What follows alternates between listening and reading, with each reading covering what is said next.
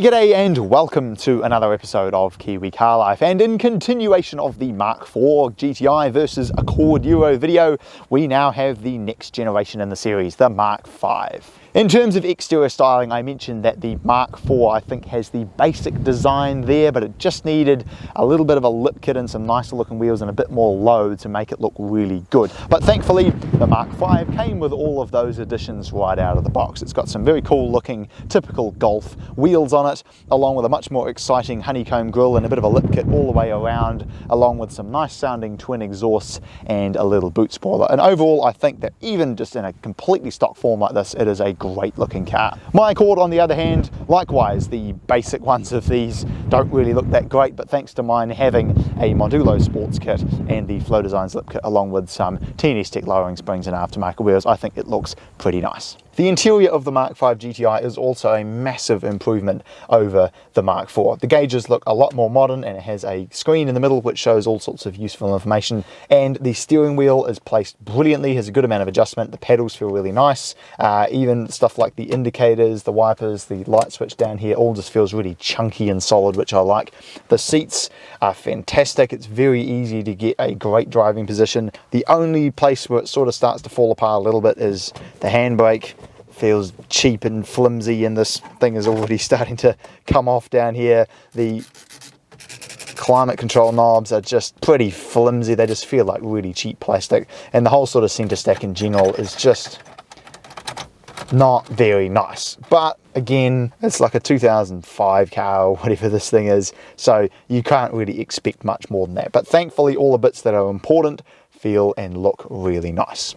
What I like about the interior of the Accord by comparison is that all of the touch points like the steering wheel and the seats and the shift knob and all the things I talked about in the GTi that feel really nice are just as good here, but the other things in the interior are also very nice. You have much nicer sort of soft touch materials here up on the dash, and all of the switchgear in the middle here it doesn't feel so clattery, you know. Everything on the interior feels equally good. The engine under the bonnet of the Mark V GTi is also a substantial improvement over the Mark IV. It's up from 1.8 litres to 2 litres, but it keeps the turbocharger, and now instead of being paired with a 5-speed manual, it can be paired with either a 6-speed manual or, in the case of this, a 6-speed dual clutch transmission. The power's up too, it now makes 147 kilowatt and 280 newton meters. My Accord features a 2.4 litre naturally aspirated inline 4, makes 140 kilowatt from factory, which is a little bit less than this, and 223 newton meters, which is quite a lot less than this. But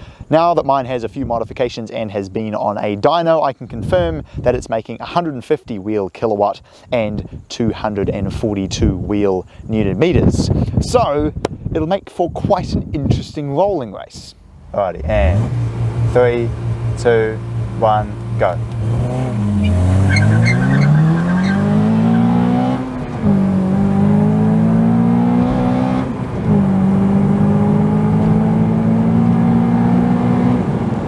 And 3, 2, 1, go.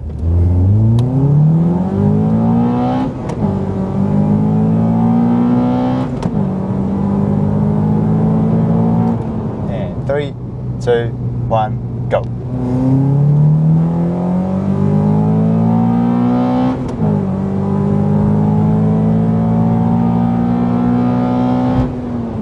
The Mark V GTi. I have now driven the Mark IV, now the Mark V, the Mark VI GTi and the Mark VII Golf R, and they all feel very similar. Technically, they are fantastic. The gearbox operation is flawless. You get the nice little upshift farts and everything, which is really cool. The torque is excellent. The engine just has no weird blips in the power or anything. The steering feel is fantastic. It's really smooth, pretty comfortable. It doesn't ride too hard. It's fast. It has all the features you could need. It's got auto lights, it's got pedals on the steering wheel, leather and everything. On a road like this, it is fun. The steering feel is absolutely fantastic. It handles really well. I love the upshift farts. The transmission performance is faultless. Foot down, up, up, just instant changes, and it's fast. such effortless performance. So quiet on the road, so easy to drive.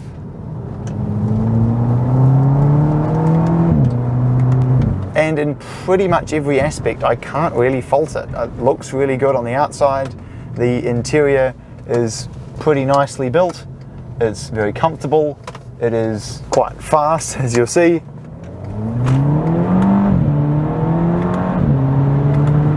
The gearbox operation is perfect. It is just brilliant, except it has no soul. It's almost like when they were designing the GTi, they forgot what the word exciting meant. They absolutely knew what the word great meant. It's a fantastic car, but it's almost so good and so refined and predictable that it loses a bit of its charm. You know, the GTIs now are getting pretty cheap because they are very good, but they're not like desirable, if you know what I mean. It's just a good car from the era. Whereas this, and I know it's modified, so it's kind of challenging to compare. There's a reason why Euro Rs in particular are shooting up in value, and that's because you just can't find a driving experience like this in 2022.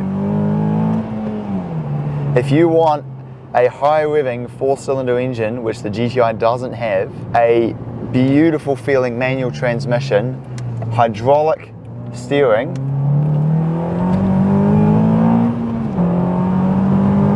naturally aspirated sound, this sonorous four-cylinder racket with great timeless looks on the outside, your options are pretty limited. You just feel like you're a part of the drive, and you feel like you actually have to put a little bit of work into the drive. You know, you've got to change your own gears, you've got to place the car on the road perfectly.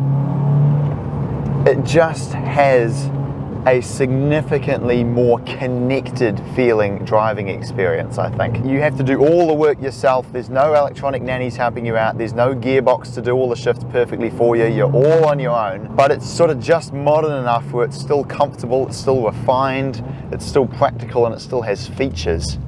Because, you know, a 90s car absolutely will be really connected to drive, but it'll also be quite uncomfortable